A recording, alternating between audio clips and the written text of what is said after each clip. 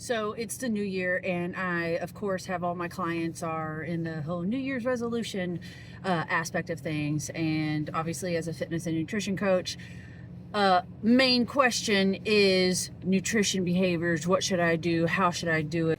So a big element that I always tell people is to don't just track one thing. So there's no special behavior that magically gets you the results that you want if you are neglecting the other behaviors. So when it comes to nutrition, that is where your fat loss happens. Exercise is where your body transformation happens, as in body composition. That's where lean muscle tissue changes. That's where you're going to either gain more stamina, more endurance, you're going to grow the size of your muscles, you're going to gain strength, etc. So the challenge I have a lot with my clients is they think that there's some kind of special exercise that's going to magically change the results that they potentially get because they think they're doing all the other things correctly. Sadly, usually this is not the case. Your body is not a mystery. So if you are doing all the things in the right congruency, then your body will respond. It's that simple. Your body is not special, barring very extenuating circumstances, but the 9 times out of 10 person, you are just missing an element or you're doing something incorrectly that you don't realize you're doing. Everybody always thinks they're working really hard, and that doesn't mean that you're not, but that doesn't mean that you're doing what your body needs in order to stimulate a response from it. So let me be super clear. It's very simple. You think you're doing all the things nutritionally. One, you need to make sure you are hydrated. Aim for half your body weight in ounces on a daily basis. Yes, it's a little more challenging whenever it's in the wintertime because your thirst is not stimulated. So you need to be more conscious of it. Start drinking as soon as you wake up. It wakes up your digestion, wakes your brain up, it wakes your body up, it gets your body energized first thing. And gut health is the most important aspect of hydration. Is the simplest and most direct behavior that you can execute. Start drinking first thing whenever you wake up in the morning.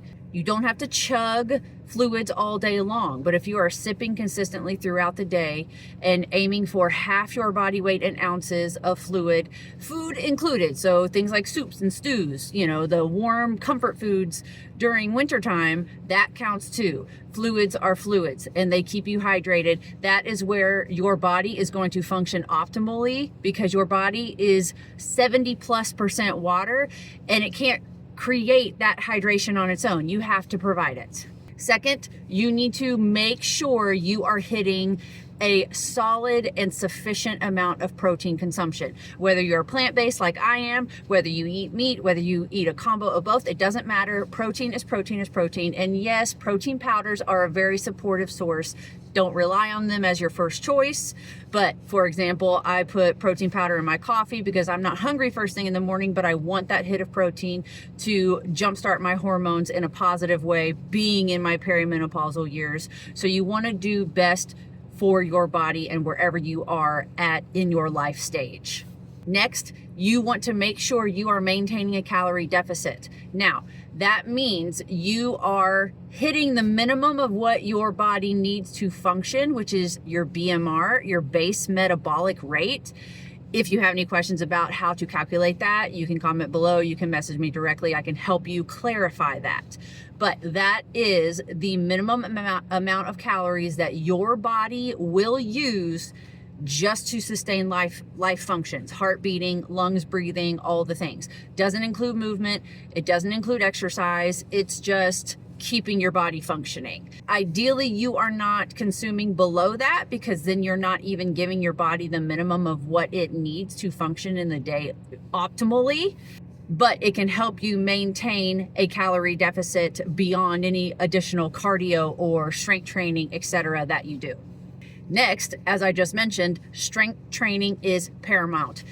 Resistance, whether it's body weight, whether it's bands, whether it's dumbbells, whether it's going to the gym, it does not matter. You need to push your muscles to their limit, possibly beyond, for your body to be stimulated to change. If you are not consistently and intensively enough strength training, It doesn't matter what you're doing. You just need to push your body's limits, your muscles' limits, so that they are inspired to actually respond and either grow in size, grow in strength, whatever it is your goal may be. Now, if you want to help yourself maintain a calorie deficit, cardio is not required depending on what you're doing with your overall calories and depending on what you're doing with your strength training. Do not track how many calories you burn in a given workout. That doesn't matter. You are wasting your energy, you're wasting your motivation. It's just not how the body works. Cardio is, yes, for calorie burn, additional calorie burn, and to help you potentially drop off body fat. Okay, but it is not required. A calorie deficit is a calorie deficit no matter how you get there, whether you are reducing your calories just by a little bit with your nutrition and you're also strength training or getting a lot of movement. Cardio could be something as simple as walking and getting a certain number of steps in each day. Calorie deficit is calorie deficit is calorie deficit. Your body will respond. But in order to drop body fat versus weight, there's a difference there. Weight could be lean muscle tissue. It could be a little body fat. It could be water weight. It could be all the other things. Body fat is stored body fat. You will hold onto your lean muscle, which is exactly what stimulates your metabolism and keeps you strong and healthy. This process is all about body recomposition. So stay hydrated, maintain a consistent calorie deficit, get sufficient amounts of protein, strength train regularly, cardio optional. Overall, the name of the game in getting significant and impactful results is overall consistency for an extended period of time. And I mean, consider no less than 12 weeks of intensive, massive consistency with all of your behaviors in order to see the results that you hope to get.